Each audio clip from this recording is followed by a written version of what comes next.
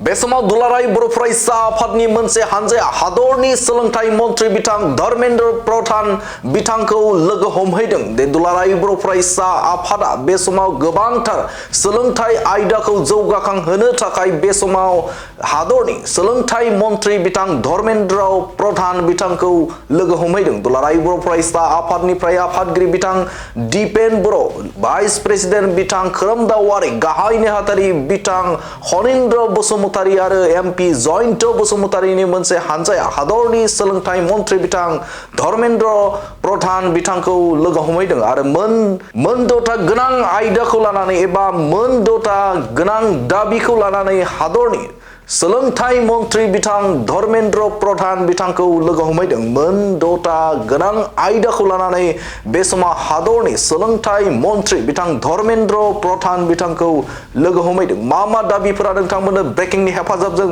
दिन्थिनो थाखाय आखायाव लादों।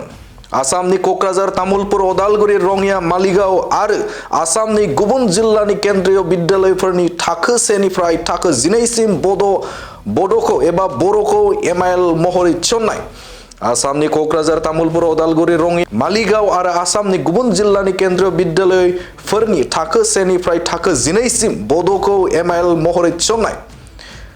2 नं दाबि सी-टेट आव L1 आव बर' रावनि अपसनखौ सोफादेरनाय। सी-टेट आव L1 आव बर' रावनि अपसनखौ सोफादेरनाय। थाखो 6 नि थाखाय दुलाराय भारत सैनिक फरायसालिनि मुं थिसननाय आनजादनि बर' रावाव आनजाद खुंफुंनाय। थाखो 6 नि थाखाय दुलाराय भारत सैनिक फरायसालिनि मुं थिसननाय आनजादाव बर' रावाव आनजाद खुंफुंनाय। हादरारि मेरिट स्कलारशिपनि थाखाय थाखो 8 नि आनजादखौ बर' रावाव खुंफुंनाय। हादरारि मेरिट स्कलारशिपनि थाखाय थाखो 8 नि आनजादखौ बर' रावाव खुंफुंनाय।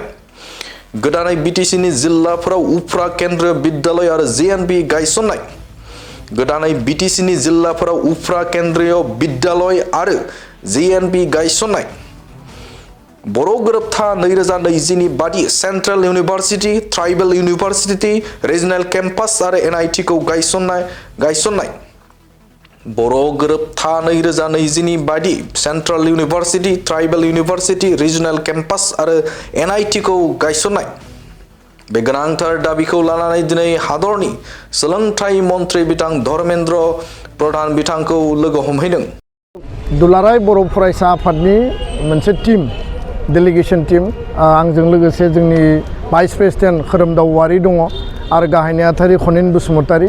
दिनै जोङो मोननै मिटिंआव बाहागो लायो आरो गाहायै पार्लियामेन्ट हाउसाव भारतनि सोलोंथाइ मन्थ्रि डक्टर धर्मेन्द्र प्रधान जीखौ जों लोगो हमो आरो लोगो हमनानै मोनबा दाबिनि मोनसे गोसोखां बिलाइ जों बिथांनो गथायो आरो बे सावरायनायाव गुबैयै पिएमसि जि केन्द्रीय बिद्यालय दङ क'क्राझार, तामुलपुर, उदालगुरि, रङिया आरो गुवाहाटी, मालिगाव आरो गुबुन गुबुन जायगायाव जिल्ला वाइसआव बे पिएमसि केन्द्रीय बिद्यालयाव बर' रावखौ क्लास 1 निफ्राय साबजेक्ट हिसाबै माने एमआइएल हिसाबै थिसननायनि थाखाय जोङो जि दाबि खालामबाय थादोंमोन बेखौ जों बिथांजों गुवारै रायलायो। नैथिया जाहैबाय जे सेन्ट्रेल टिचार्स एलिजिबिलिटि टेस्ट जि लेंगुवेज 1 पेपार सी-टेटआव जेराव टिचारनि रिक्रुटमेन्ट जायो आरो बे सी-टेटआ जायैनि थाखाय L1 आव बर' भाषाया गैयिनि थाखाय दिनै गोबाङानो बे परिखाखौ होनो हाया आरो बन्सित जायो।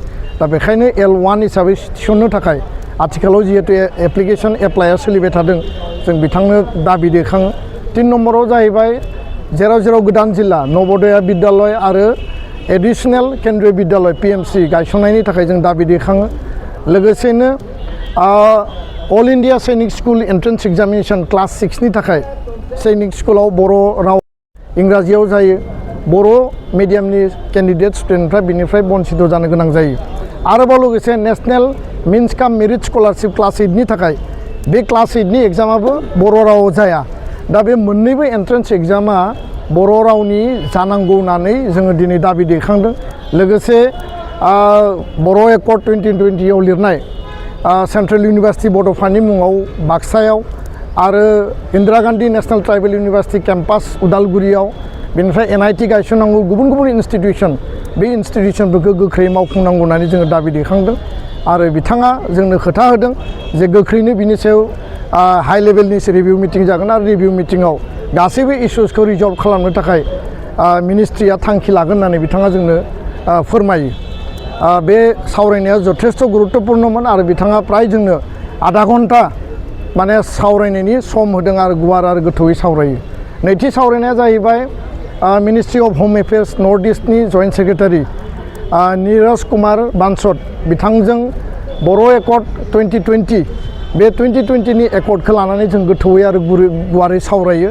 बेयाव 125 दि एमेन्डमेन्ट आर्टिकल 280 बिटिआर 6 सिडुल आरो नर्थ इस्टनि 10टा 6 सिडुलनि मोर अट'नमि मोर फाइनेन्सियेल पावार बेयाव समस्ति बारायनाय गासै मेटार आरो लोगोसेनो सिमा बारायनांगौ गामि सोसननांगौ कार्बि आंलंनि एसटि हिलनि इस्युखौ बर' कसारिखौ स्टेटास होनाय बेजों लोगोसे बर' कसारि वेलफेयार अट'नमास काउन्सिलनि पूर्णांग मर्यादा स्कुल प्रभिन्सियेलाइजेसन एनडिबिनि केस उइथड्रवेल एक्स ग्रेसिया होनाय मार्टियार परियालनो आरो साद' सिबिआइआव जिखिनि केस दङ बिथांमोनखौ जेलनिफ्राय दिहुननाय बे गासै मेटारखौ जोङो रोखा रोखायै दिनै सावरायो आरो सावरायनायनि गेजेरजों जोङो बे खोथाखौनो बुङो जे सरकारा नखर मन्थ्रिया 5 इयार्सनि गेजेराव माने एकर्डखौ आखरे आखरे मावफुंगोन होननानै बुंदोंमोन खिन्थु बिथांनि जि कमिटमेन्ट बे कमिटमेन्टआ आधा जाबाय आधा कमिटमेन्टआ थालांबाय आरो बे आधा कमिटमेन्टखौ मावफुंनांगौनि थाखाय जोङो दाबि दैखांदों जोङो दिनै नारसिनदों आरो जोङो बे खोथाखौबो बुंदों जिहेतु दायो विन्टार सेसन अफ पार्लियामेन्ट सोलिगासिनो दङ 125 आर्टिकेलनि जि 280 आर्टिकेलनि 125 एमेन्डमेन्टआ बे पार्लियामेन्ट सेसनाव फैनांगौमोन खिन्थु दिनै सानथाम सानब्रैल' दंबावो सेसना दा बे जोबनोसै समाव दाबो जिहेतु फैयाखै जोङो बिथांमोनखौ कुइसन खालामदों आरो बे खोथाखौबो बुंदों जे जोङो मोनथाम फेजआव 29 अक्ट'बराव जोङो प्रटेस्ट रेलि खालामबाय 20-21आव दिल्लीयाव जन्तर मन्तर कन्स्टिटिउसन क्लाबाव जोङो प्रग्राम लाबाय जोङो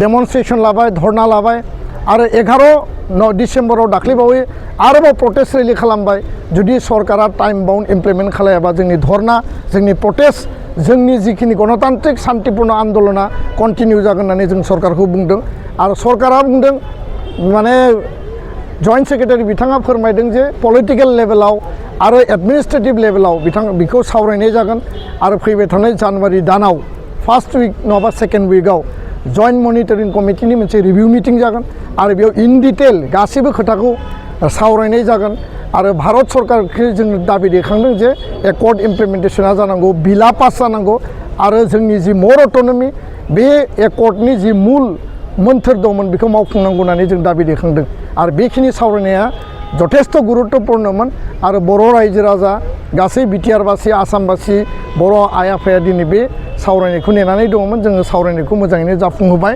खिन्थु सलुसननि थाखाय जों दाबि दैखांबोदों गोजोन्थों।